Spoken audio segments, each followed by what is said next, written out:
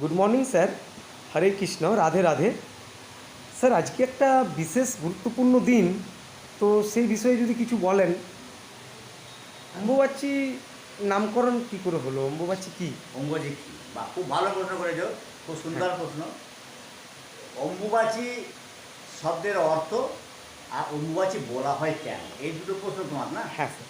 দেখো, অম্বুবাচী শব্দের অর্থ হচ্ছে, এখানে শব্দটাকে ভাঙলে দুটি ওয়ার্ড পাওয়া যায়, দুটি শব্দ পাওয়া যাবে, অম্বু আর বাচি। অম্বু শব্দের অর্থ জল, আর বাচি শব্দের অর্থ হচ্ছে বলা দরকার। হ্যাঁ দেখো, এই যে পৃথিবী তথা হুম। ধরা তথা বসুধা, এই বসুধা ঋতুমতি হয়। উনি আচ্ছা। ঋতুমতি হয়েছে আজ আজ থেকে 1.5 দিন আগে, হুম। গত পরশু হুম। ঋতুমতি হয়েছেন। এবং ওনার মতো আরও যে স্ত্রী দেবতা আছে সবাই ঋতুমতি হয়েছেন আজকে, মানে আজ থেকে 2 দিন আগে। হুম।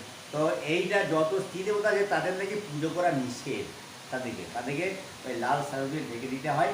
আচ্ছা। তারপরে যখন নিবৃত্তি হয়ে যাবে, ঋতু যখন শেষ হয়ে যাবে, ঋতুকাল, সাধারণত মেয়েরা করে কি, যেদিনে ঋতুমতি হন তা 3 দিনের পর 4 দিনের দিনে স্নান করে। হ্যাঁ। সেরকম 4 দিন যে হয়ে যাবে ওটা করে নিবৃত্তি, অম্বুবাচী নিবৃত্তি, ও। সেদিনে ওনার শেষ হয়ে যাবে।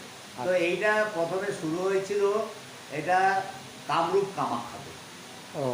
যখন সতী দেহত্যাগ করেছিলেন সতী, হুম। সেই সময় 51টা খণ্ড পড়েছিল ভারতের বিভিন্ন জায়গায়। আচ্ছা। সেই এখানে মায়ের জনিস্থান পড়েছিল এই কামাখ্যা কামরূপে। সেই ওই জন্যে এইটা খুব বিখ্যাত সতীপীঠ। রজস্বলা হন, এখানে দেখবেন, যদি যদি তুমি যাও আর কি, বা কেউ যায় ওখানে, যে জলটা বের হয় সেটা কিন্তু জলের রং লাল। হুম। তো সেটা ওই জন্যেই এই 3টে দিন খুব বিশেষ করে মানা হয়। তবে যারা সাধক, যারা যারা কী বলবো, যারা পুরোহিত ভট্টাচার্য বা এই লাইনের লোক, তারা কিন্তু ওখানে গিয়ে তন্ত্র সাধনাও করে থাকেন।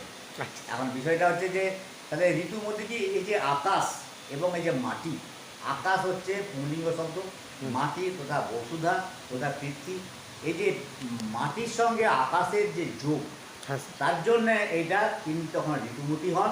তার ফলস্বরূপ হয় কি, ফসল হয়, আমরা ফসল পাই। এই আচ্ছা। জন্যে এইটার নাম হচ্ছে অম্বুবাচী, অর্থাৎ ঋতুমতি হন যারা শ্রীদেবী, তারা একটা নির্দিষ্ট দিনের পরে আবার সেটা নিবৃত্তি হয়। এই জন্যে অম্বুবাচী নামকরণটি ওইখানে হয়েছে, বুঝতে পারলে? আচ্ছা স্যার। আচ্ছা। ঠিক আছে। ধন্যবাদ স্যার, ধন্যবাদ।